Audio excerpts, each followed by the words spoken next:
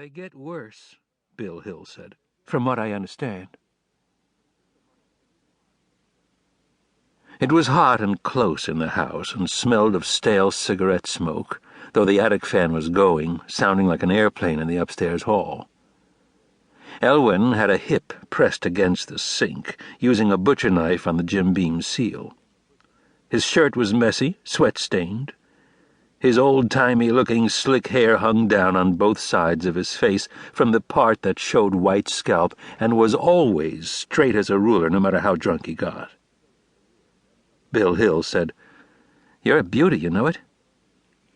"I'm glad you come over to give me some of your mouth," Elwyn said. "That goddamn woman, I got her shut up for a while, now I got you starting on me. Why don't you just get the hell out of here? I didn't invite you, I know goddamn well."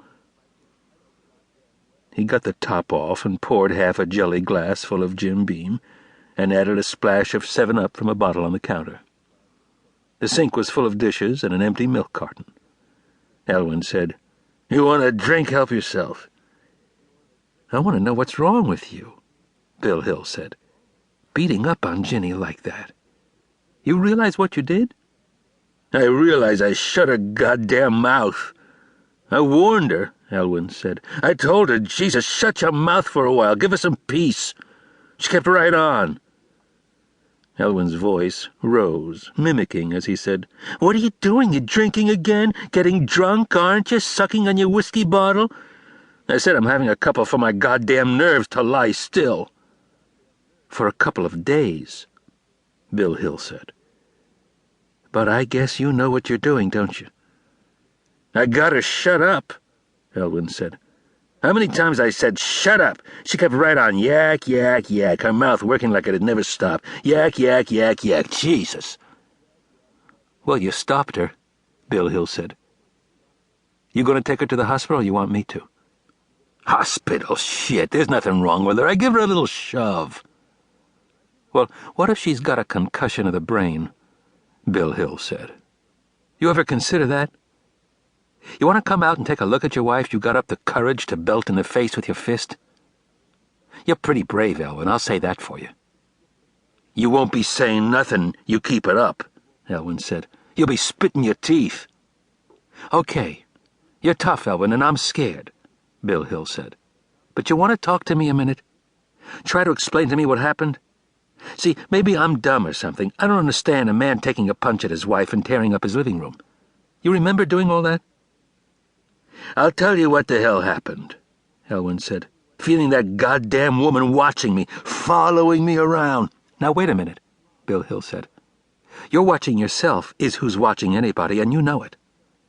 That's called having a guilty conscience. You hide those bottles, you're hiding them from yourself." "Bullshit!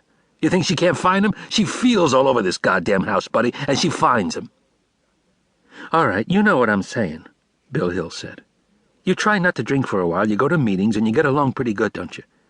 Then you give in, and you know what happens every time. You smash up your car, you run clear through your garage wall out the back. You start punching people, hitting guys, that's bad enough. Now you're punching your poor defenseless wife." "Poor defenseless shit! Listen to me, all right? Will you just listen a minute? Poor defenseless mouth going all day long." "Elwyn, what happens every time? You smash something, don't you? Or somebody. And you end up in jail or back in the rehabilitation center. Is that the way you want to live?" "I got a good idea," Elwyn said. "Okay, tell me what it is."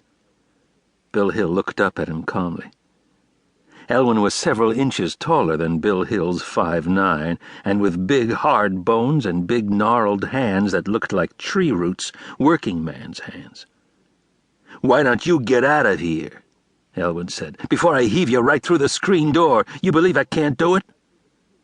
"No, I believe you can," Bill Hill said. "But instead of that, why don't we see if we can get Ginny fixed up a little? What do you say?" He took a dish towel that was fairly clean and ran it under cold water and wrung it out and folded the cloth, trying not to get his suit wet or mussed up, while Elwyn told him again how the woman never shut up from the time she got out of bed in the morning to the time she crawled back in at night, and lay there bitching in the dark all day while he'd be trying to do some work around the house or else reading the want ads in both Detroit papers and the Oakland County Press. But was there any construction work?